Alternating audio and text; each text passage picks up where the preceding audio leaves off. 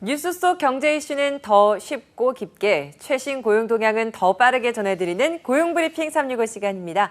이재동 기자와 함께합니다. 안녕하세요. 안녕하세요. 오늘은 어떤 이슈 준비하셨나요? 네, 오늘은 심심한 사과 말씀드립니다. 얼마 전 한 회사의 SNS에 올라온 이 글이 뜨거운 논쟁거리로 떠올랐습니다. 맞아요. 여기서 심심하는 매우 깊고 간절하게 마음을 표현한다, 이런 한자어입니다. 하지만 일부에서 지루한 사과로 잘못 이해를 하면서 논란이 된 겁니다. 그런데 이런 논란이 처음은 아니죠. 대체 왜 이런 일이 반복되는 걸까요? 이슈픽에서 짚어보겠습니다. 네, 이 심심한 사과라는 그 말의 의미를 두고 최근에 인터넷상에서 정말 웃지 못할 논란이 있었습니다. 이게 논쟁으로까지 이어졌잖아요. 네, 그렇습니다. 사건의 발달은 심심한 사과라는 글에 항의하는 글이 폭주를 했다고 합니다. 단어를 잘못 이해를 해서 생긴 일인데 문해력 부족 문제가 심각하다는 지적부터 굳이 어려운 한자어를 써야 했느냐, 이런 반박까지 온라인에서는 설전으로 벌어졌습니다. 네, 이 떠올려 보면 정말 이런 일이 처음은 아닙니다. 한때 실시간 검색어에 사흘이라는 이 단어가 오를 정도로 이 단어 역시도 마찬가지로 논란이 됐었죠. 근데 그게 아마 재작년이었을 겁니다. 예. 광복절 임시 공휴일을 앞두고 사흘의 의미를 둘러싼 논쟁으로까지 번졌습니다. 사흘이면은 그러니까 4일 쉬는 것 아니냐, 이런 거죠. 금일을 금요일로 착각한 대학생이 과제를 제때 제출하지 못해서 대래 항의를 하기도 했고요. 예. 서류 수리하다가 역시 본 뜻과 달리 받아들여져 논란이 있었습니다. 고지식하다, 역시 높은 지식으로 해석하는 일도 벌어졌고요. 네, 지난 몇 년 사이에 유독 이런 문해 능력 논란이 좀 많이 일었던 것 같아요. 네, 맞습니다. 이렇다 보니까 3년 사이에 글을 이해하는 문해 능력 논란을 일으킨 단어들을 조합한 문장이 떠돌기도 합니다. 아, 그래요? 예, 제가 한번 읽어보면 네. 금일 심심한 사과를 드리면서 사흘간 무운을 빕니다. 이런 문장입니다. 이게 이런 상황에 한국의 실질 문맹률이 높아 젊은 세대의 이해력이 떨어진다는 주장들이 힘을 얻었지만 실정은 다르다는 지적이 나오고 있습니다.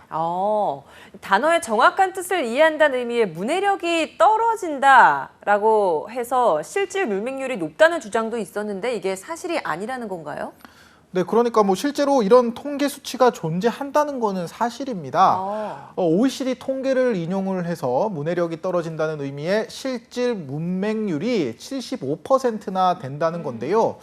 그런데 이건 어디까지나 20년 전의 수치입니다. 2018년 OECD 조사에서 49.8%로 33개 회원국 가운데 16위에 올라 중간 정도의 순이었습니다. 그리고 또 하나 잘못 알려진 것이 문해력과 관련해서 특히 젊은 세대가 문제라는 지적도 있는 겁니다. 이것 역시도 사실이 아닌 건가요? 네, 이게 반은 맞고 반은 틀리다고 합니다.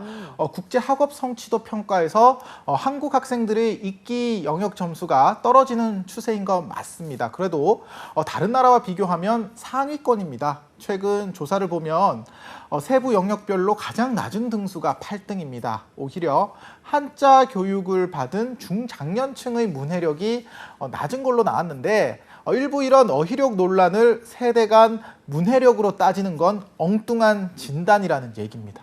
그러니까 이게 어느 한 쪽의 잘못도 아니고 문해력이 떨어지는 문제도 아니다라는 거네요. 네, 그렇습니다. 전문가들은 이게 세대별로 쓰는 언어가 다르고 또 이게 언어 교체기를 맞아서 이런 현상이 벌어졌다, 이렇게 해석을 내리고 있는데요. 혹시 이런 단어 아시나요? 뭐냐면은 알잘딱깔센, 킹받네, 삼기다. 좀 낯설어 보이는 단어인데 혹시 뜻 알고 계실까요? 아니, 이재동 기자님도 지금 처음 읽어보시는 표현인 것 같은데. 네, 저도 처음 봤습니다. 네. 저는 지금 들은 얘기 중에 킹반네만 알겠어요. 네, 그래도 젊은 층에서 자주 쓰는 단어 하나 정도는 알고 계시네요. 나머지는 이게 참 해석 사전이 필요할 정도인데요. 알잘딱깔센, 이거는 알아서 알아서 잘 딱 깔끔하고 센스 있게라는 뜻이고요. 삼기다는 사귀기 전 이른바 썸을 타는 단계를 말합니다. 그리고 시대상을 반영하는 말이나 인터넷 1인 미디어와 게임에서 쓰는 용어가 많다 보니까 오히려 기성세대에서는 이런 단어를 잘 모르는 경우가 많습니다. 와, 저도 오늘 진짜 처음 들어보는 단어들이네요. 이렇게 가다가 보면 정말 세대 간의 언어 단절 현상 심해질 수밖에 없겠는데요. 네, 그렇죠. 뭐 당장 회사 안에서도 가장 나이가 어린 동료와 얘기를 하다 보면 정말 몇몇 모르는 단어가 들리기도 하고요. 특정 집단끼리 은어를 쓸 수 있고 어려운 전문 용어를 쓸 수도 있지만 모두가 소통하는 공간에선 쉽고 순화된 말을 써야 할 필요가 있겠죠.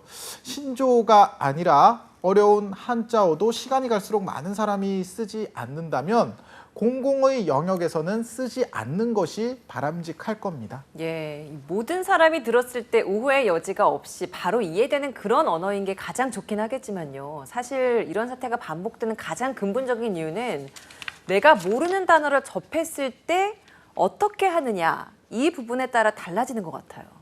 네, 맞습니다. 뭐 설사 심심한 이 말이 좀 약간 거슬리는 단어였더라도 맥락을 생각해보고 한 번쯤 이 단어가 무슨 뜻인지 찾아봤다면은 그쵸. 사실 뭐 이런 논란이 생기진 않았겠죠. 맞아요. 소통 상대방에 대한 신뢰가 없었던 거다, 뭐 이렇게 볼 수도 있겠고 반대로 이런 단어를 모른다고 해서 조롱하고 문해력이 떨어진다고 비판하기 전에 한 번 더 설명을 하고 이해를 구하는 배려도 필요해 보입니다. 예, 서로 자기 입장에서 한 번 더 또 생각을 해보고 하는 게 필요하겠네요. 좋습니다. 자, 오늘 한컷 이슈도 볼게요. 한컷 이슈는 어떤 소식인가요? 네, 나홀로 사장인 1인 자영업자나 중소사업주도 본인이 사업을 접거나 다쳤을 때를 대비해 고용보험이나 또 산재보험 혜택을 받을 수 있다는 것 알고 계십니까? 아직 관련 제도를 모르는 사람이 많아서 가입이 더딘 상황이라고 하는데요. 그래서 근로복지공단에서 한 달간 집중 홍보에 나섰습니다. 자영업자의 경우에도 폐업을 하면 실업급여를 받을 수 있다는 거군요. 네, 그렇습니다. 자영업자가 고용보험에 1년 이상 가입을 한 뒤에 매출 감소 등으로 폐업하게 됐을 경우에 똑같이 지급이 됩니다. 가입 기간에 따라 최대 210일까지 실업급여를 받을 수 있는데요. 이때 국비 지원을 받아 내일 배움 카드를 이용한 직업훈련과 교육도 가능합니다. 비용 부담도 덜 방법이 있는데요. 공단에서 혼자서 일하는 1인 자영업자의 경우에는 고용보험료의 20에서 50%를 최대 5년까지 지원하고 있기 때문입니다. 그러면 중소기업 사업주의 경우에 산재보험 가입을 하기 위한 기준은 어떻게 되죠? 네, 뭐 각종 업무상 재해나 사고에 대비를 하고 싶으시다면 중소기업 사업주 산재보험에 가입하면 됩니다. 300인 미만 근로자를 사용하는 경우 가입을 할 수 있습니다. 지난해 6월 9일부터는 함께 일하는 무급 가족 종사자도 가입을 할 수 있게 됐고 또 업무상 재해를 입은 경우에는 요양급여, 휴업급여 그리고 장해급여 등이 지급이 됩니다. 궁금한 점은 근로복지공단 사이트나 공단 콜센터로 문의를 하면 도움을 받을 수 있습니다. 네, 우리 사회가 읽고 싶은 부분만 잘못 읽어내거나 엉뚱한 의미로 해석하는 불통의 시대를 살고 있는 건 아닌지 돌아보게 되는데요. 결국 서로 소통하려는 노력이 가장 필요한 게 아닐까 싶습니다. 오늘도 이재동 기자와 함께했습니다. 고맙습니다. 감사합니다.